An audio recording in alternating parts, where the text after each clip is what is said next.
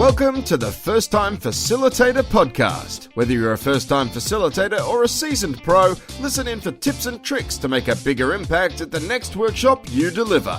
And now, your host. She called herself Whack Whack when she was a kid.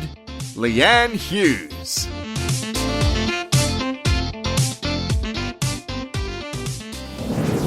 Hi everyone and welcome to the show. I'm your host Leanne Hughes and I'm here to help you create unpredictable workshop experiences that predictably work. Hey, how are you going? How are your workshops tracking? Unbelievable that we are in October now. That gives us 3 more months of rounding out Q4. And as always, it's a good time to try and pilot new things in your workshop. And hopefully this podcast can be a bit of a source of inspiration for you to help give you some new ideas and just a bit of a push to give something new a go in your workshop. Oh, and let me know how that goes and how your pilots went. I'm recording this intro over in West Wales. I'm visiting my family and having a really relaxing time after a wonderful week of workshops in Paris. And I'll share more about the Paris experience in future episodes once I get home and get over the jet lag. Now, speaking of new ideas, have you heard about Lego Serious Play? Now, I know about Lego, of course. I grew up with it and I loved it. As kids, we had a big tub of random Lego pieces, and I just really enjoyed using my imagination to create things like spaceships and cars to holiday resorts. And I was seeing and hearing a lot of people talking about Lego Serious Play, and I was wondering, what was it all about? So I invited a guest on this week to talk about what it is and how it applies to a wide range of mediums, topics and types of workshops. Like, it's seriously versatile, folks. You can use it for team workshops, innovation sessions, strategy days, community engagement, customer research, change management, and even for job interviews. My guest this week is Joel Birch. Now, Joel is from Perth in Western Australia, and he has a company called The Very Serious Business Co. What a cracking name. Now, he creates opportunities to learn, simple as that, learning for young and old, for individuals or teams. Joel says that learning helps us to ever evolve who we are as people, as groups, as organizations, as communities, and as societies, and he loves being involved in that. In the past, he has worked as a coach, mentor, and facilitator, helping guide schools through digital transformation initiatives, and he's also taught classrooms full of hilarious kids. He's also the founder of Firebird Learning, using his experience as a professional learning facilitator and an educator to create playful, engaging learning experiences for teams and individuals of all ages. Now, he loves Lego and his passion for learning really shines through in our conversation. We'll put links to Joel's work and his contact details if you'd like to reach out in the show notes for this one at firsttimefacilitator.com/episode 87. And remember, if you want to continue the conversation when the podcast is over, you can join our community of over 300. That's 300. Crazy. Facilitators from all over the world on the free Facebook group called The Flip Chart. A link to that is also in the show notes. Okay, I can't wait for you to listen into this one, so let's move on to the show. I would love to welcome to the First Time Facilitator podcast, Joel Birch. He's joining us from Western Australia. They're a couple of hours behind. Hey, Joel, how are you? Hi, Leanne. I'm doing well. How are you? I'm really good. Thanks for joining us on the show. I know that you're a bit of a listener. You've listened to a few episodes, so it's great to have you in the guest spot today. Yeah, it's nice to be in the proverbial hot seat.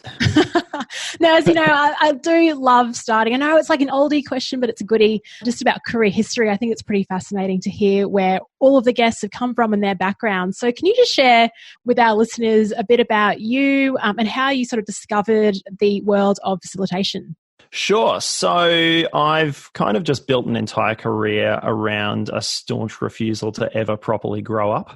So I began my career as a primary school teacher. So young kids taught bigger kids, but always kind of had a passion for professional development and learning with and alongside my peers and colleagues. So that kind of led me into being involved in some of the stuff that came quite naturally to me, which took the flavor of educational technology.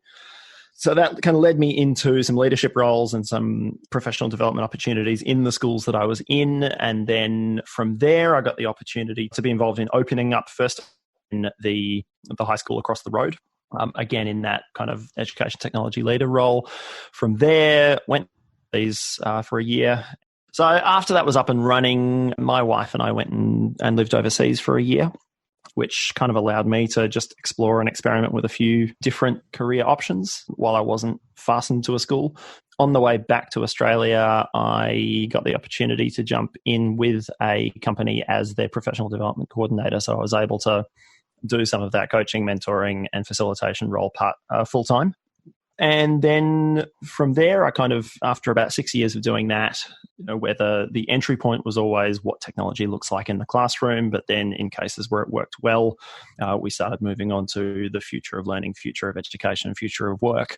I kind of got to a point where I felt like I'd achieved all that I could within that role, so stepped out into my own business. So that I wear a couple of hats. One where I'm consulting with schools and doing some design thinking and innovation and project-based learning stuff, all based around some awareness of system dynamics and really learning to enjoy complexity. And with the other hat, I bring some of that stuff to it, but also kind of the really fun part of running Lego Serious Play workshops with businesses and teams and organizations. And can you just share the name of your business? Because I love it. My business is called The Very Serious Business Co. Classic. Yeah, I came up with the name because I found when I was flying under my education business's name, which is called Firebird Learning, when I'd approach a business or a nonprofit or a large organization, there was always kind of just that moment of, oh, hang on, why do we need to talk to an education company? So I almost thought of the business name in a little bit of a huff. I remember coming away from an email or a phone call or something and just thinking, fine, well, if they want to talk to a very serious business company, I'll be a very serious business company for them. And then kind of the light bulb went on, and I thought I could probably do some really, really fun things with that name. Yeah, that's really cool. And a lot of people sort of struggle around naming a business, and they try and, search for words and imagery that matches it. And I think sometimes at moments like that, it just hits you. I mean, you couldn't have found that. It was more like in a moment of frustration. But I think what it represents also is a bit of quirkiness. So your personality shines through with the business name, which is really cool. Oh, yeah. The tongue is firmly jammed into the cheek. That's great.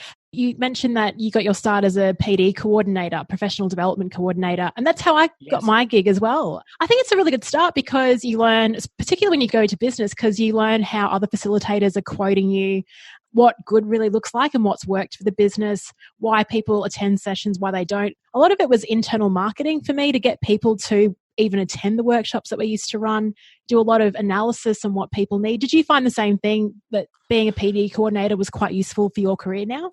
Yeah, absolutely. For me, one of the most amazing parts about it was that I was able to have my eyes and ears in so many places at once. And I was able to build up some really great relationships with tons of people at absolutely every stage of their professional journey. So, there were things that I'd be working with teachers that had been in the classroom for 35 years, where a conversation that I'd had with a graduate the week before had just been exactly what they needed at that time, and vice versa, and all flavors of sideways in between. So for me, it was much more of a mentoring and coaching kind of role with a lot of workshop facilitation thrown in there alongside it.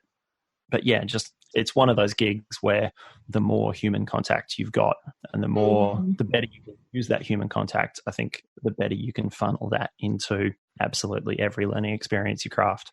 Yeah, and it's nice having sort of the safety net of an internal role where you know the people, the culture. I think it's a nice little launch pad to then working with other clients. Hey, you mentioned you talk a lot about digital technology as well, the future of digital in education. Before, I want to talk about Lego Serious Play, but I also find this interesting as well. When you work with sort of teachers and educational providers about technology, what are you finding? Is there any resistance? Are people keen to embrace it? Where do people sort of sit on technology and its role in education over there, over in WA?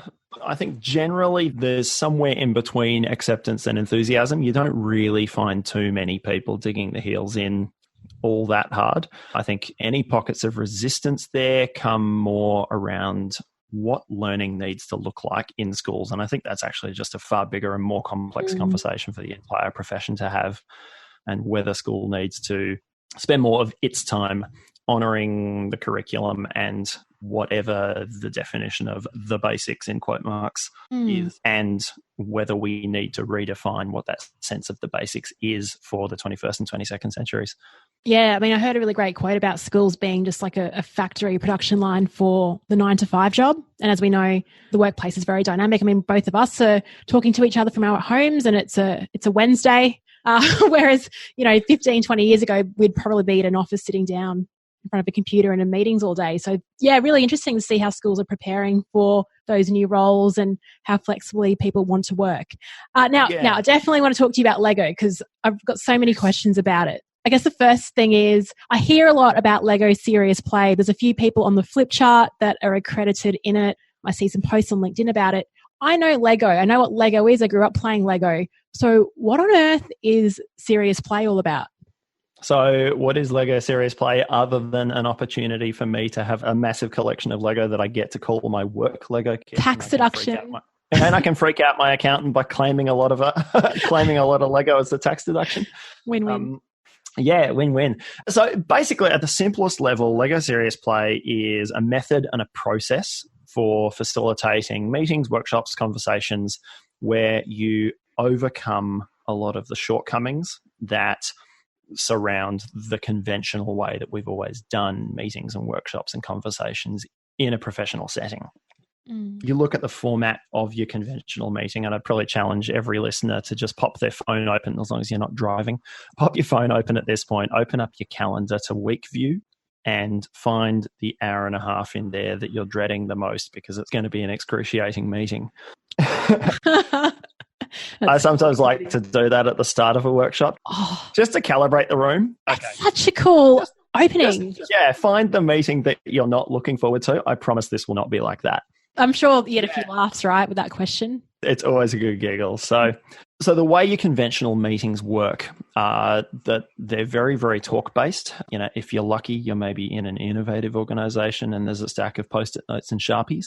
I may be being a little bit too harsh there. But they're very talk-based and they're very, very live and fast-paced, which means that if you have a preference for engaging with big and new and complex ideas through words, then you're at an advantage over your colleagues that have a preference for engaging with those big ideas through pictures or who have a preference for engaging with those ideas hands-on.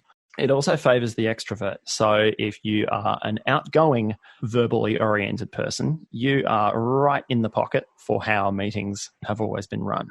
But if your personality style is a little bit more introverted, then what you're needing to do is you're needing to frame the response that you're going to put together and throw into the middle of the table. You need to, within yourself, work out where your contribution sits socially, then take the deep breath and share it. If you're also someone who does their best thinking visually or does their best thinking hands-on, you're needing to translate that into words before you're able to share it with the room, by which point the moment's gone.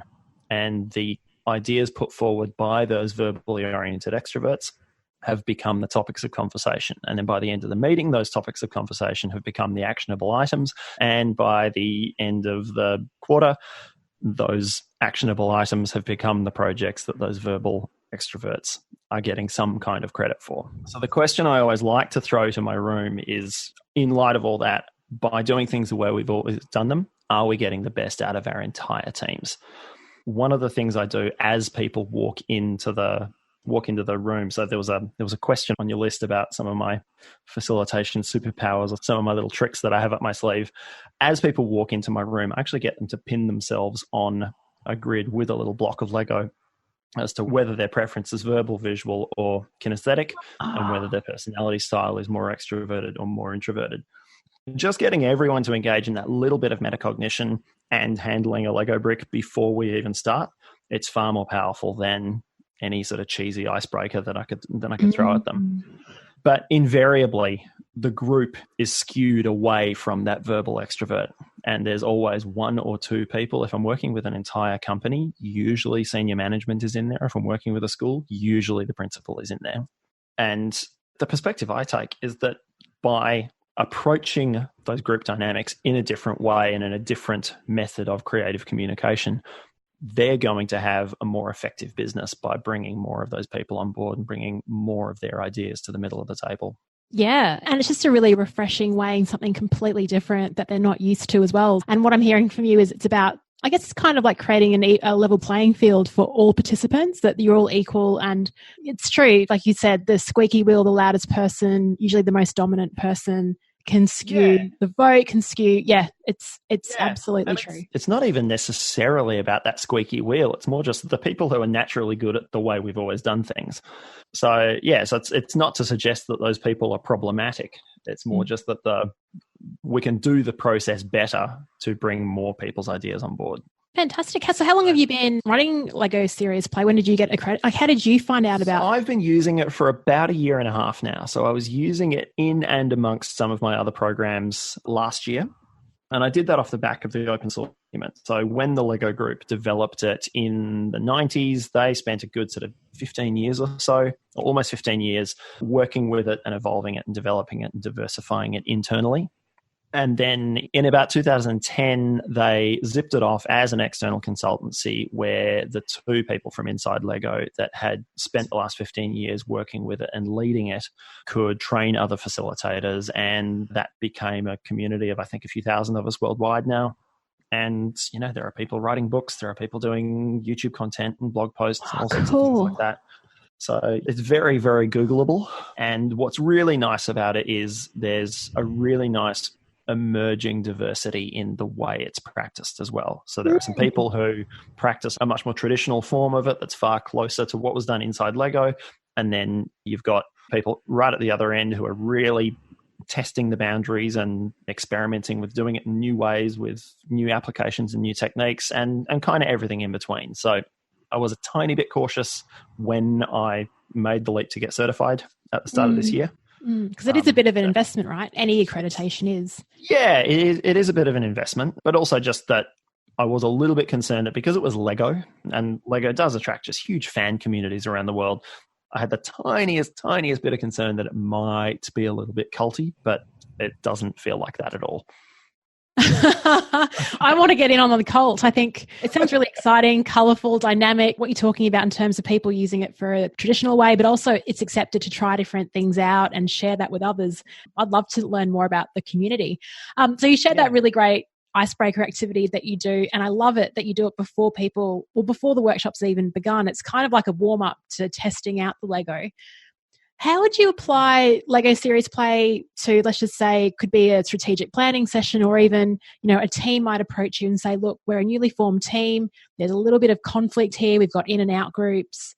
How do you use it in those type of examples? If you've got like a practical example of how it's used. Yeah. So the Lego itself is really just your medium for creative expression and kind of the facilitator of conversation itself.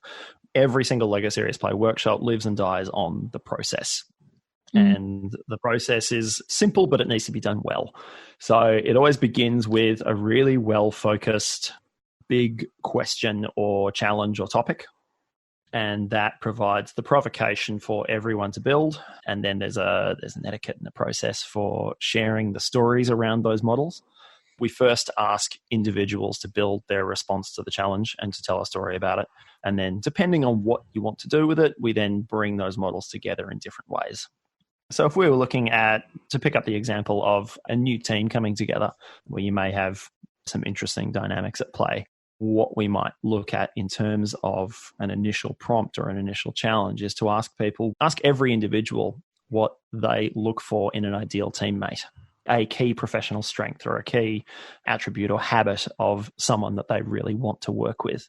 Then we pull the big pile of Lego rubble away and leave them with an open space in the middle of the table and invite them to bring those models together to build kind of a picture and a story of kind of their dream teammates, which allows them to then see themselves in that model. Wow, I love that activity, because usually when we're without the Lego, it's just sort of, hey, talk to the person next to you, now share the idea, and that can become very boring very quickly. And it always feels like one of those trite role play activities that everyone dreads. Yeah, and that's one of the things that makes Lego Serious Play work so well. It's you don't go in there with an agenda of serious business items to sort out. You go in there with an invitation to play. So the perception of any stakes comes down. The fact that we're talking about models in the middle of the table, not a difficult topic that we're making eye contact over, allows us to externalize some of those potentially difficult ideas so that we're moving models around a table rather than having a big battle of the wills. Yeah. You multiply that by the fact that you're thinking with your hands. There's so much of your brain is wired directly to your fingertips. You're actually just stacking the deck in favor of doing your best thinking by firing more electricity through your brain, by actually moving your hands and assembling ideas rather than just talking about them.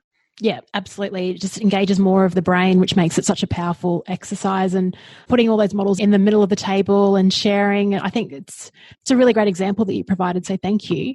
Do you ever get any participants when you pull out the Lego, they're like, oh no, they might have had some childhood memories of just making the same building over and over again, and they say, oh, I'm not creative, I can't build with this. Do you get that kind of pushback ever from participants? Absolutely. Every single workshop, there's someone who comes in and they've either been watching way too much Lego Masters and they've kind of got a little bit of performance anxiety not being able to build amazing, beautiful models.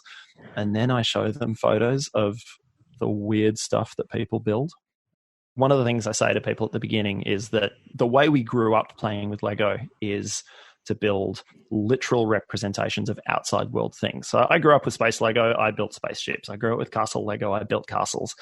The way my Lego Serious Play kits are composed, you can build a story, you can build models to help you tell complex stories about increasing efficiency in your supply chain or boosting generous engagement at a community level. But if you want to build Hogwarts, you're out of luck.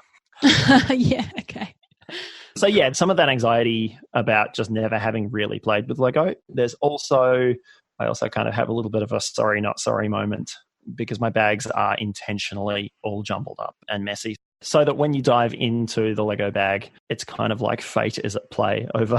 Yeah, that's right. So you can have the same sort of skill level. And also it allows people to approach a build in a very emergent way rather than going, well, I'm going to need to go to the drawer where all the grey bricks are because I need a grey foundation.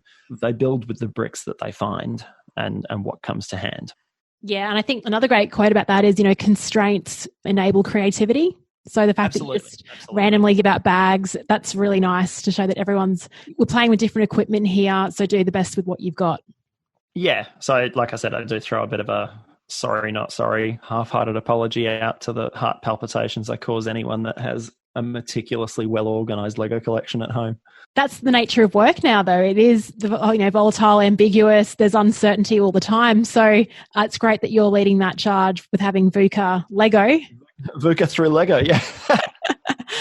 So how about you as a facilitator? Let's talk about your preparation for these type of workshops and also the stuff that you do outside of Lego Serious Play. How do you personally prepare for a workshop that's coming up in like a month and even the day of, like those two contrasts, 4 weeks before and the day of? How do you get yourself ready? Yeah, so my kind of long range preparation is a lot of back and forth with the client. So it's not uncommon for me to exchange emails every few days, just tweaking the wording of that initial question. So we'll bounce ideas back and forth. So yesterday I ran an innovation workshop for one of the utilities in Perth. I feel like collecting clients is kind of like playing Monopoly. It's like, well, I need to go work with the electricity company and the water company. Oh, that is so true. That is actually a beautiful analogy. It's like, yeah, I've had waterworks and... Oh, wow. We're going to play on that in future. We'll keep riffing on that later. But I need to get the railways on board. I think we all want Mayfair. Everyone wants Mayfair. So there's a lot of back and forth with those clients. So this innovation workshop I did yesterday, it was part of a broader kind of Innovation Week taster program that they were running across the organization. So they were running sort of quick lunch and learn design thinking crash courses and all sorts of things like that alongside it. So one of the ideas I bounced back and forth with them was not using the word innovation in my prompt because I wanted people to come to it clean and fresh and open. I thought if I opened that wording out and used words like responsive and dynamic and creative, it would invoke a lot of the same direction as the word innovative without preloading any of the other conversations they'd had that week. Just little things like that. So there's a lot of communication with the client. Because Lego Serious Play is so heavily based around process, for me, it's about working out how I'm going to just set my room up logistically and how many people per table and how many tables I'm going to be running. So, yeah, I mean, it's the kind of thing where you would think the preparation would be a lot more silly and playful, but it's actually just breaking down numbers of humans around tables and working on fussy bits of wording. The day of a workshop's a lot more fun. I mainly just put my headphones in and blast heavy metal for a couple of hours. And heavy metal?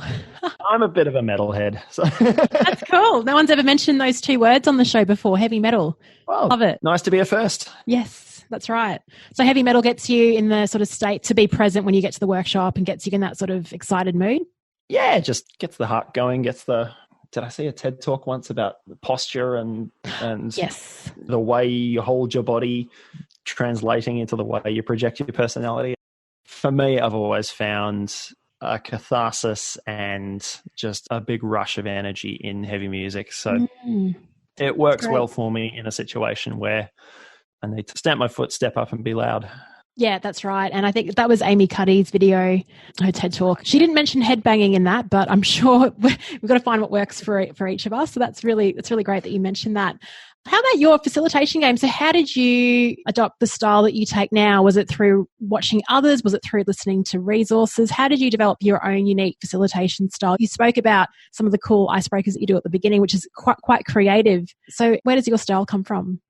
A lot of it just flows from personality. So when I place myself on my Lego board, where I put myself as a verbal, visual, or kinesthetic thinker and introvert or extrovert, I don't place myself too high up as an extrovert. I kind of sit myself pretty close to the fence there. But I do get a kick out of engaging with people and being a bit of a social animal. So in terms of my facilitation style, I always approach a workshop with the idea that the answers are definitely in the room. That old adage of, go in assuming your people know nothing. I tried it a couple of times and it was an utter disaster. Okay. So, I'd much prefer to go in expecting that I'm going to have a room full of smart, interested people.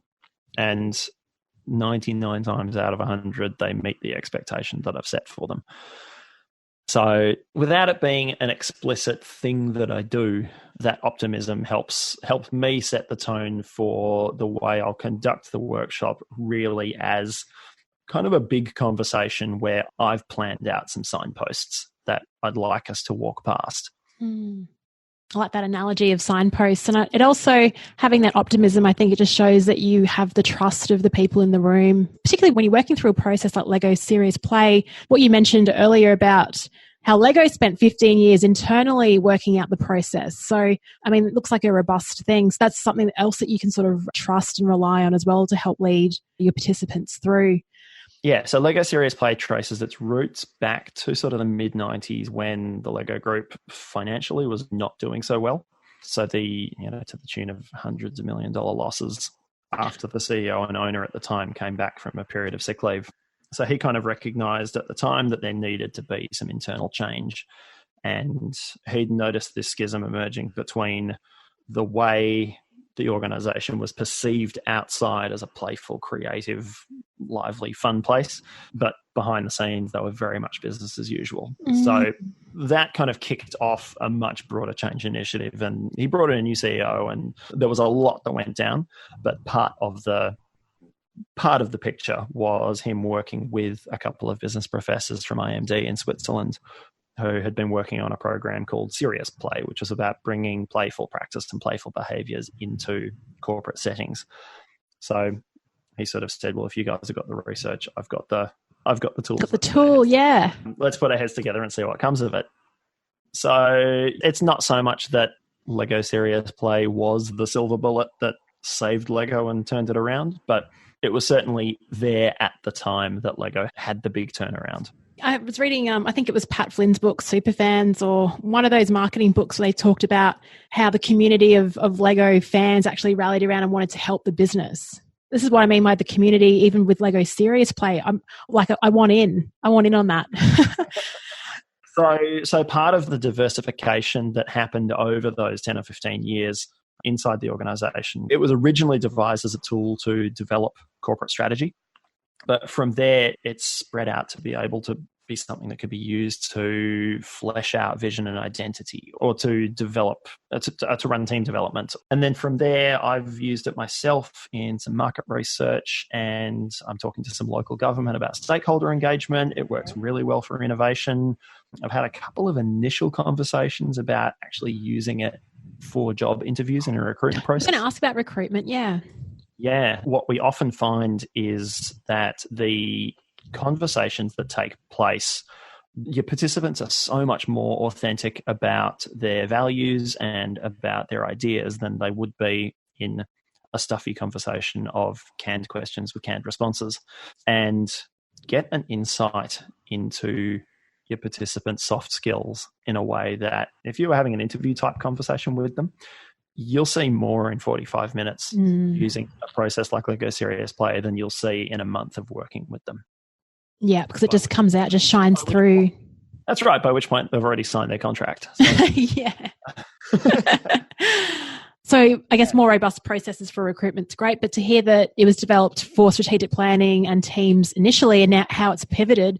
You did mention at the beginning of our conversation as well that there were some people really taking it to the limit, taking it to the edge. What are they doing for it to be so alternative? I'm not sure about super alternative, but they're finding new areas to use it in. So I personally shy away from doing it with schools just because I do have that other education hat that I wear, and I don't want to get pigeonholed as someone that comes and does Lego stuff with the kids when it just doesn't work particularly well with kids. You're using the bricks as metaphors for your ideas, and you're telling stories based on experience. And if you're really young, you're potentially not thinking in a way where metaphor is part of your vernacular, and you don't have a whole lot of years behind you to draw on significant life experience. So kids tend to struggle with it. And also kids often still at the age where they're playing with Lego as a toy, and there's not that distance. So my general rule is if a school asks me to come and do it with their kids, I'll say no until I've done it with their adults. There's a wonderful big K-12 school, independent school in Perth, that I have worked with their students, but I said no to them 3 times first. And it was only after we had a big conversation about the fact that it was part of a broader positive psychology and personal leadership and well-being life skills program that I thought, okay, this is actually a wonderful thing that you've got in mind here. So let's get about it. Hey, good on you as well for pushing back on that, for being very clear on the process and your deliverables and where you can add value. I've only started my business back in February, so I know you sort of want to take all the work, but that's just saying as a compliment. It's good of you to be strong on where you think the value sits. And I think it's great that you had that discussion with the school to figure out the best way to use it, and that they were so keen to get involved with you. That's well done. Yeah, with a background in education, I know the 2 things that schools struggle for is time and money, and I don't want to waste their time and I don't want to waste their money. So, yeah, that's kind of a no-brainer. That's good. And hey, what's your advice to any of the first-time facilitators listening out? For me, it all comes down to process. So I'm far less about a script and far more about a style of thinking that helps me decide what to do next. So if you're just getting started with facilitation, learning technique and learning process and learning how you might apply that sometimes on the fly is potentially going to serve you at least as well as knowing your content inside out. I don't do a whole lot of content stuff so much anymore, but even when I was doing much more content-driven stuff, there's so much more power in being able to throw your slides away and demonstrate than there is just talking and explaining. Yeah, completely agree. Hey, Joel, thank you so much for all of your insights on this show. Sometimes I'm very selfish, like I pick people to come on the show because I want to explore a topic. So you have answered all of my questions on what this Lego Serious Play is all about. And hopefully you've opened up people listening in who are curious about it too. I've just gotten really excited about another tool that they can look at to build their facilitation toolkit.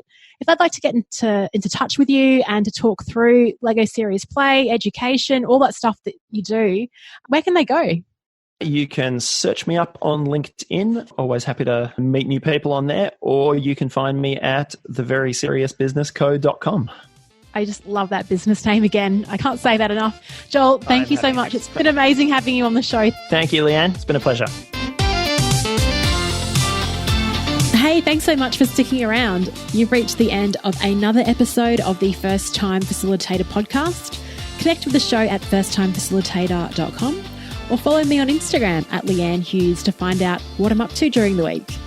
If you enjoyed this episode, please feel free to share it with someone who will also appreciate the insight, and make it easier for yourself and subscribe to the show in your podcast player of choice. Thank you so much for listening, and chat to you next week.